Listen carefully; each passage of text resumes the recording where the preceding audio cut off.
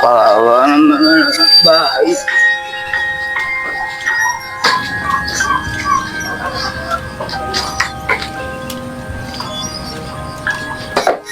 Sira yung babae.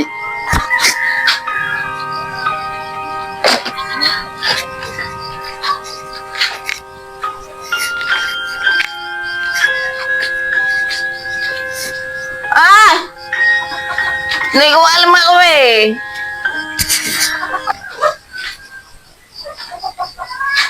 May bahay, may ito.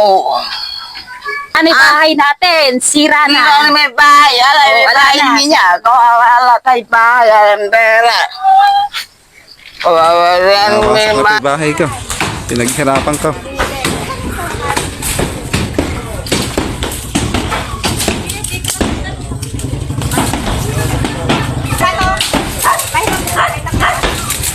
Nahihirap ka na. Ganito pa ginagawa. Itulog muna yung mga kasamahan nyo rito. Kalakas po ng ulang kahapon na kayo po siyang buhay natulog. Ako, ang ginawa ko kahapon, wala akong ibang magawang paraan kundi bumalik ko dito dahil mababasa naman yung mga gamit namin. Isinipti ko uli siya dito. Yun ang nangyari kagabi. Mukhang matagal na po kayo nakatira dito dahil mukhang may edad na po yung mga ano nyo, yung bahay po ninyo. Matagal na kasi ito, napag-abutan ko na. Sa nuno pa yung misis ko. Yung hinaing ko, hindi pa niya kainggan ng sheriff. Inala yung ebidensya naming hawak na mother of title, wala raw sa isa, yun ang sabi ng sheriff sa akin. Kaya po pala yung mga gamit nyo nasa labas. Oo, ganun. Kung wala pa po kayong malilipatan, sa kalsada lang po yung mga gamit nyo. Hanggang ngayon. Oo, hanggang ngayon. Ibig sabihin, wala pa po kayong matutuluyan yan. Wala pa. Ang kuryente namin pinutol din. Ang dilim, nagtyaga ako sa dilim. Kagat ng lamok. Nagtyagaan ko. Magdamag. Yan, Kahapon wala po akong pala. tulog. Hanggang ngayon. Paano po tayo, sa ngayon, wala po po kayong malilipatan? Ay talagang sa ngayon talaga wala. Ang ihimo ko naman talaga. Ay, saan ako tutuloy sa ngayon? Paano na ang mga gamit ko nandyan sa bilad-arawan na? Guys, wala po ako sa amin ngayon. Nandito ako sa San Andres, guys. Dito sa Purok, Purok Uno, guys. Tingnan natin, guys, yung sitwasyon dito dahil dinimolish daw kahapon itong mga bahayan dito, guys.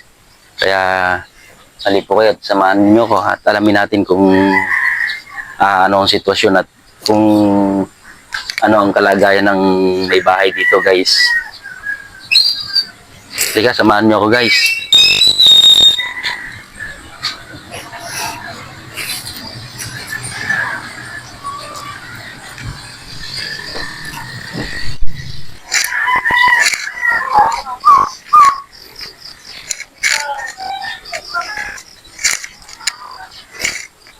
Guys, mukhang may tao dito.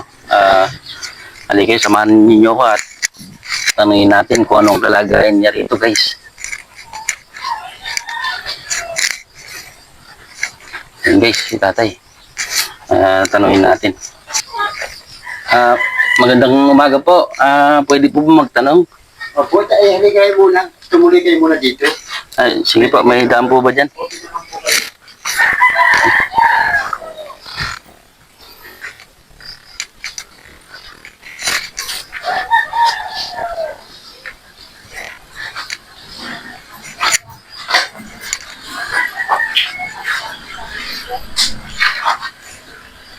Tay, magandang umaga po, pero yung ganda po ng umaga, pero sa inyo po mukhang hindi po maganda ang umaga. Mukhang, dinimolish po ata itong kamusta po ba yung kalagayan niyo po rito?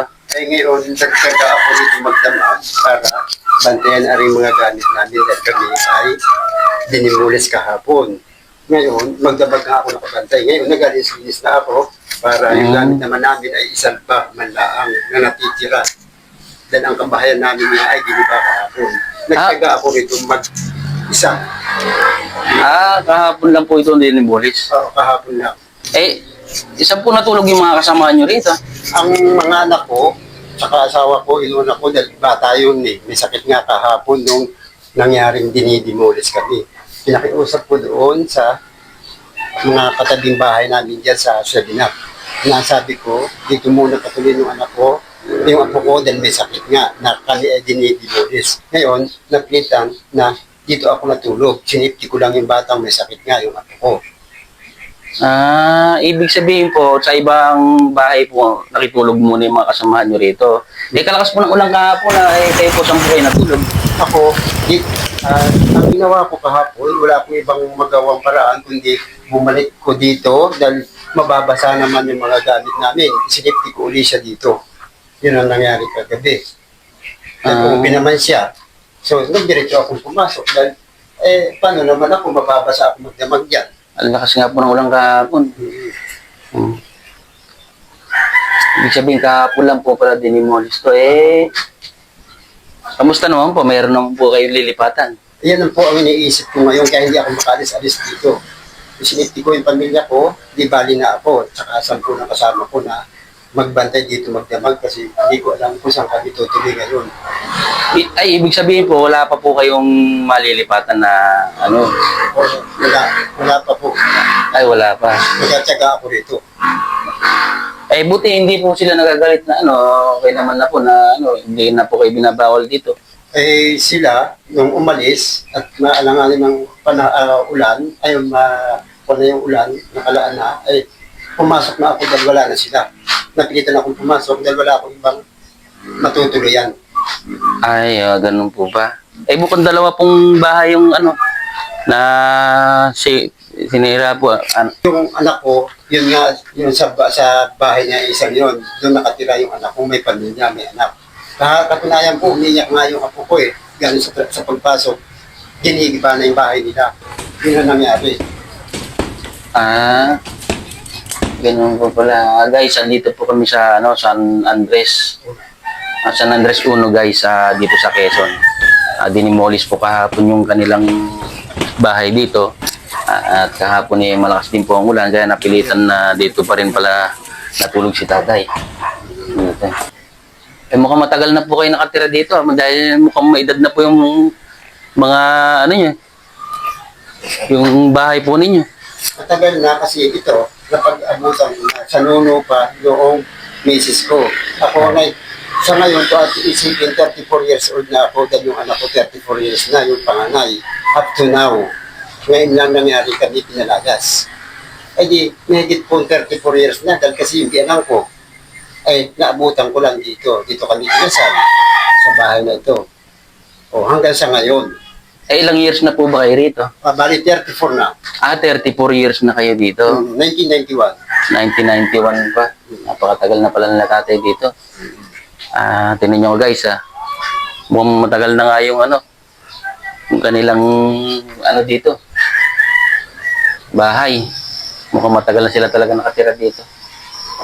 Paano po ba nangyari nabili po ito? Ganun. Ang panang sheriff, yung hinaing ko, hindi pa niya kainggan ng sheriff. Inala yung ebidensya naming hawak na mother of title, wala raw sa isa, yun ang sabi ng sheriff sa akin. Pinaghahanuan yung kamay ko pa na pinakikita ko sa sheriff yung ebidensya namin na, di ba, mother of title. Hindi pinakinggan po, wala na raw po sa isa yun. Yun ang sinasabi nila sa akin. Kaya nagtyaga po ako dito, talagang hindi ko niliyasan ang napis. Kahit di ba na po siya, napitan po ako gabi dahil yun nga sa lakas ng ulan na. Dahil wala na po sila napitan talaga akong dulo. Pero pumayag naman po sila yung mga gamit nyo, alisin, ganun. Pilitan talaga nilang inalis yan, inilabas. Ipinasok ko lang uli dahil wala sila at umuulan. Sa bagay, ang lakas po ng ulang kahapon. Ginawa ko ng parang pati ako, di natulog. Kaya po pala yung mga gamit nyo nasa labas. Oo, ganun. Kung wala pa po kayong malilipatan, sa kalsada lang po yung mga gamit nyo. Hanggang ngayon. Oo, hanggang ngayon. Di ibig sabihin, wala pa po kayong matutuluyan yan. Wala pa. Ang kuryente namin pinutol din. Ang dilim, nagtyaga ako sa dilim. Kagat ng lamok. Nagtyagaan ko. Magdamag. Kahapon wala po akong pala. tulog. Hanggang ngayon. Hindi po kayo gano'ng makakatulog yan dahil po sa pangyayaring ganyan. puro lamok yan, nagtyaga ako, nag-is ako. Sa gutom, nag-is din ako. Sa Ay, gutom lang. oo, hindi po kayo makakain yan kasi Damdam ko yung, ano, bakit ginanon kami ng sirip, hindi kami malapit-apinggan yung hinain ko. Ang katwiran ng sirip, nagpagawa na, ay may desisyon na ang Supreme Court. Ang Supreme Court, ang sirip dumating sa akin ay, dumating sa akin ang tawag doon yung, yung parang babala, ang tawag doon yung order. yung order. Dumating sa akin ay sirip na, samantalang nung buhay pa ang biyanan ko ay walang dumarating na ganyan. Kabod na lang po may dumating na. Nasirip na Tapos nung namatay din ang biyanan ko. Tapos na dinimolish na po. Nadimulis na tuluyan na. Ah.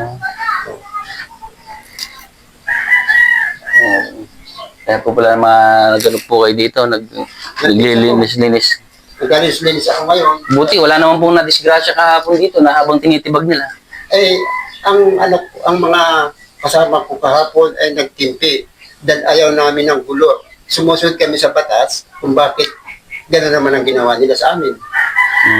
So, Nakiusap naman po kayo na wag muna dahil wala po kayo lilipatan, wala po kayong oo. mapupuntahan. Sampu lang yung apo ko ay may sakit pa. Sabi ko, huwag muna, parang awa na ninyo, huwag muna nga yung tuloy. Kasi wala pa kami matutuluyan. Katulad doon sa anak ko yun, wala rin matutuluyan. Kaya, pinilit din nilang gibain kahapon. Nakiusap na kami, tsaka yung anak ko, yung manugang ko, nagkakandaiyak na nga. Ay, wala kami magawa.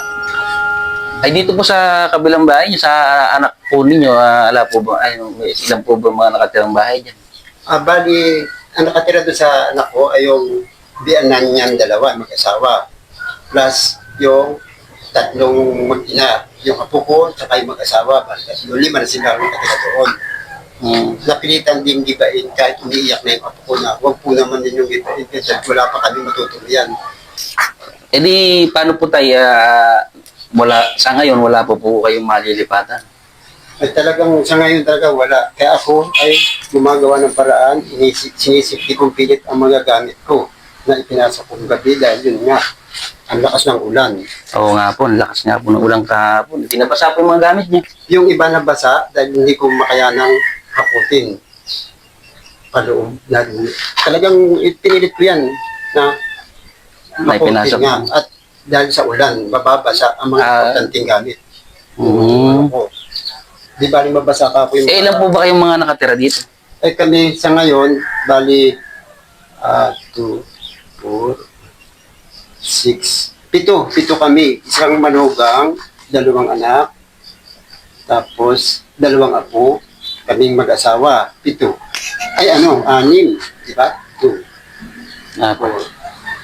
Isang paano po kayo, may pamilya po kayo na may kasama manugang, mga anak po nandito. Tapos may bukod pa po na gawiron. Oo, bukod pa yung nandun. Di bali, may awa po ng Diyos at sa susunod na sana po magkaroon nga po kayo ng malipatan. Saan ang inihimo ko naman talaga, ay saan ako tutuloy sa ngayon, paano na ang mga gamit ko nandyan sa bilad-arawan na. Ibig sabihin po, ngayon, wala pa po kayong matutuluyan. Dito po muna kayo? Oo, dito muna po ako. Habang ako ay naghahagilat pa kung saan ako makakakita ng matutuluyan. Paano po yan kung bumalik sila dahil pinagbabawal na nga po rito? Nakikiusap uli ako talaga dahil kasi wala pa talaga akong matutuluyan. Yun ang aking pakiusap sa kanila. Pinasok kong pilitan yan nang wala kayo dahil yun nga, mababasa naman ako at saka ang gamit kong iba. Dahil wala po kayo malilipatan. O wala pa akong malilipatan. Paano po, may ganun na rin po kami. Sinilip lang po namin yung kalagayan nyo rito. At tanggapin nyo po itong konting tulong lang po para po pang gastos lang po na kahit paano. Maraming salamat naman po sa binigay mong tulong para sa akin habang ako ay magagamit ito habang ako nag-aantay pa ng lilipatan. Kaya dito muna po ako pansamantala. Hanggang ngayon, ito magagamit ko dahil sa pagkain ko man lang, ganun ganyan. Sige. Pagpasensya niyo na po yan, maliit na tulong po. Sige po, maraming salamat po. Mag-iingat po kayo ha. Maraming salamat din po.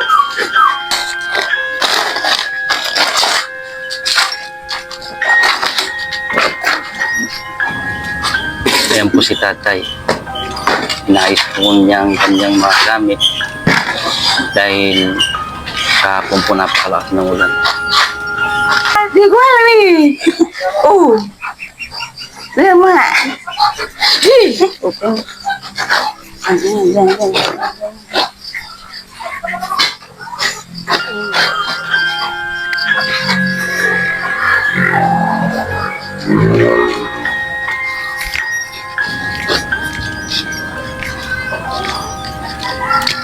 Sampai itu betul diramu.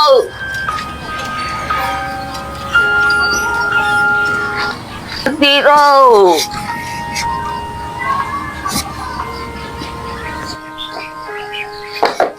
Siap tiro baik.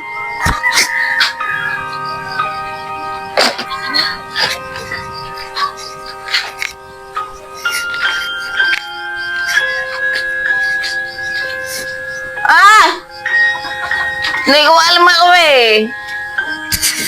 Hindi ko alam eh.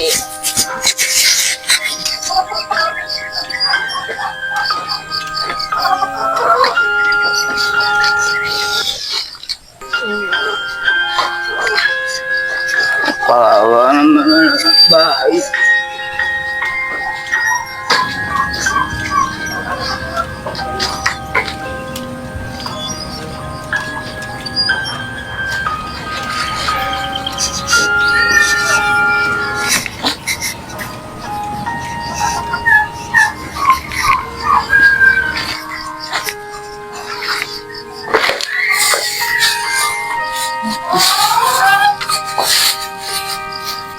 Dapat tinutuwan mo ko agad.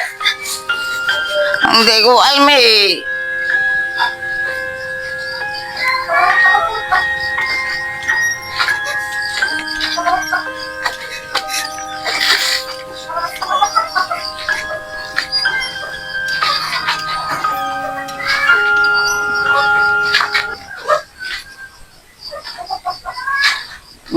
Bayi minat ito.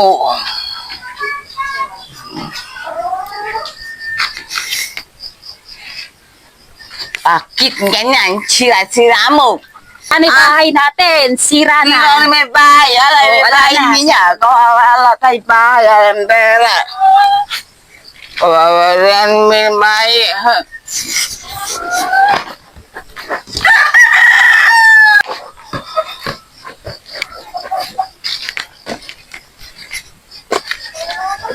Bahay mi doon mo.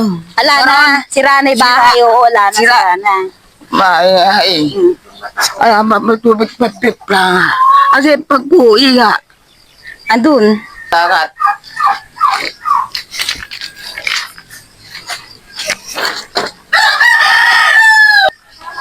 Sisira.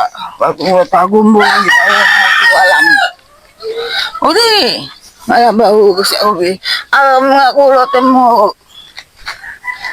O, may puti. Ito to.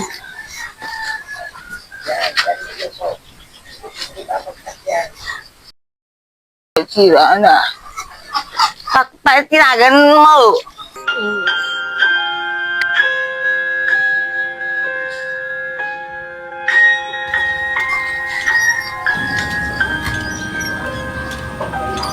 Ibu iya. Wala naman bahay. Hindi naman naman.